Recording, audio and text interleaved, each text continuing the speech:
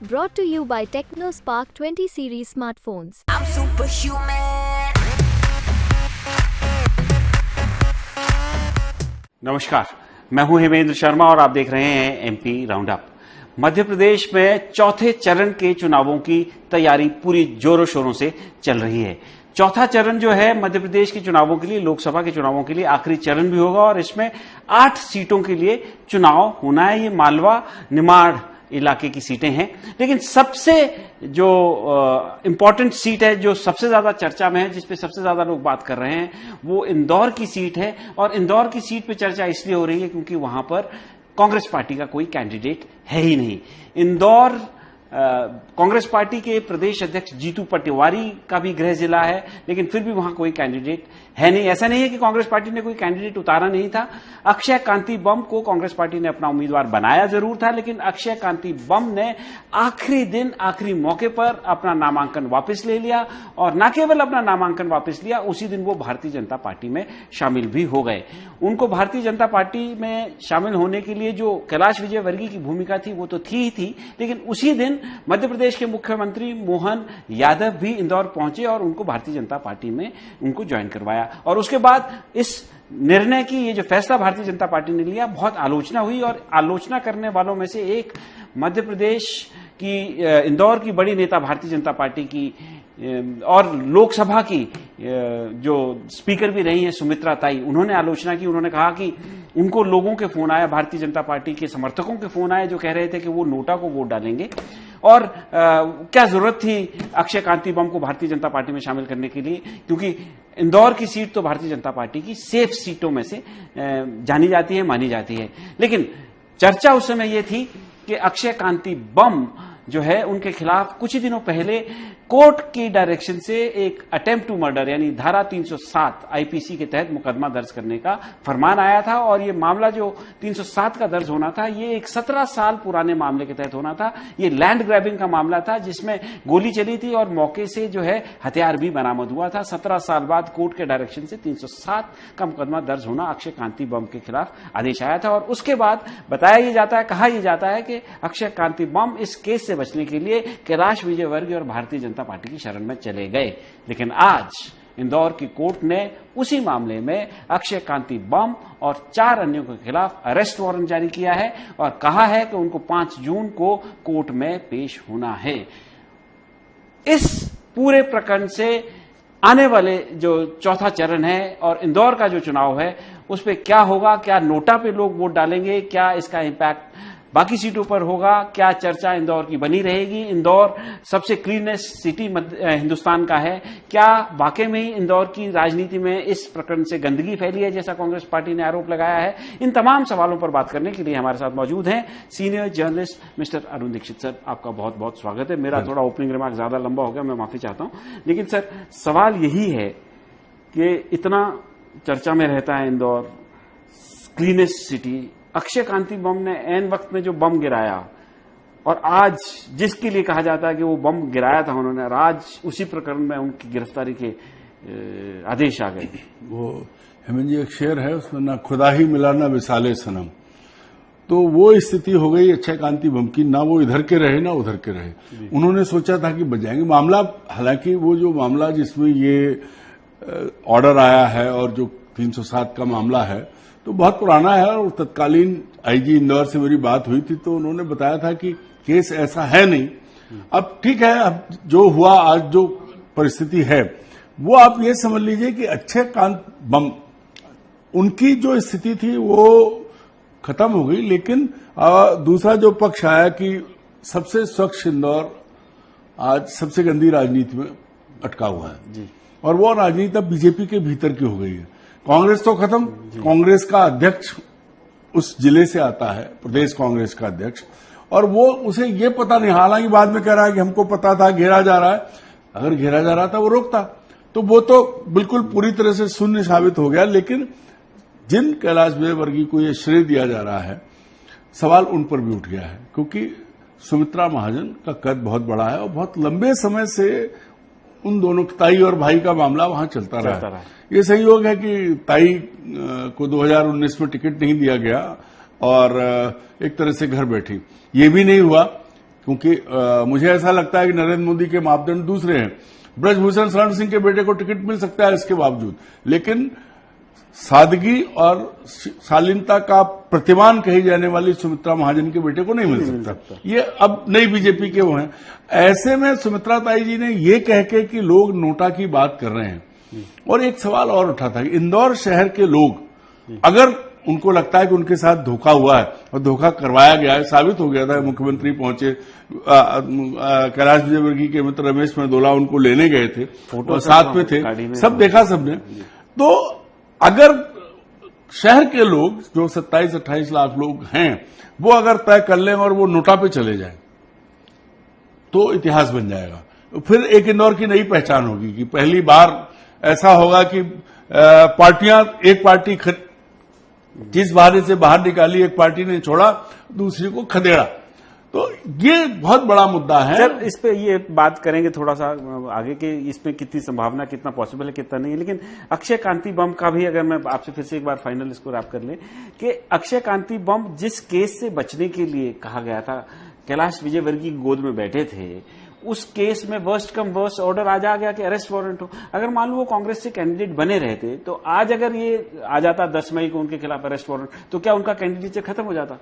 नहीं, कतई नहीं होता भाई। अरेस्ट से कुछ नहीं होता। लोग जेलों से चुनाव लड़ते हैं। जेलों से चुनाव लड़ रहे हैं। सजा 2 साल से ज्यादा की सजा है, उसके बाद चुनाव नहीं लड़ सकते। मैं उल्टी बात कहता हूं, अगर गिरफ्तारी का आता तो उसके प्रति शहर में सहानुभूति की फंसाया गया है। कोई मर्डर नहीं हुआ था, कुछ नहीं था, गोली चली थी, किसी को लगी आपस नहीं का मामला था, जमीन खाली कराने का मामला था। तो ऐसे में उल्टा होता कि अगर आज अक्षय कांति बम चुनाव लड़ रहे होते तो आम सहानुभूति की, देखो ये बीजेपी सबको फंसा रही है, अरविंद केजरीवाल को जेल में डाल दिया, हेमंत सोरेन को डाल दिया, और यहां इस आदमी को जो चुनाव लड़ रहा है उसके खिलाफ मुकदमा दर्ज कर। इसी से जुड़ा हुआ फाइनल सवाल, फिर हम इंदौर में प्रोबेबिलिटी की बात करेंगे कि क्या जो कांग्रेस पार्टी का चॉइस ऑफ कैंडिडेट है उस पर यह सवाल नहीं लगाता कि उनके पास अक्षय कांति बम से बेहतर कोई आदमी नहीं मिला जो इतने से प्रेशर में वहां जाके बैठ गया, या जिसकी मतलब लॉयल्टी ऑलवेज कॉम्प्रोमाइज थी, ऐसा दिखा, मतलब विद बेनिफिट ऑफ हाइंडसाइट तो हम कह ही सकते हैं कि वो कॉम्प्रोमाइज था। हेमेंद्र जी, जहां तक उसका सवाल है, कांग्रेस आज संक्रमण काल से गुजर रही है, तो उसकी चॉइस पर तो जब उसने प्रदेश अध्यक्ष ऐसा चुना जो अभी चुनाव हारा, जिस पर तमाम चीजें उस प्रदेश अध्यक्ष ने ये चुना, उसकी सिफारिश पे हुआ, तो ये तो बहुत बड़ा सवाल है। कांग्रेस तो अपने आप को खुद खत्म कर रही है, न सही ढंग से। जिस तरह से मध्य प्रदेश में कांग्रेस बीजेपी का आमना सामना है, आज जो लोग कांग्रेस के टिकट पे लड़ रहे हैं और जो चुनौती दे रहे हैं, जो 5-6 सीटों पर जब हम चर्चा करते हैं, वो सिर्फ इसलिए कि वो खुद अपनी दम पे लड़ रहे हैं।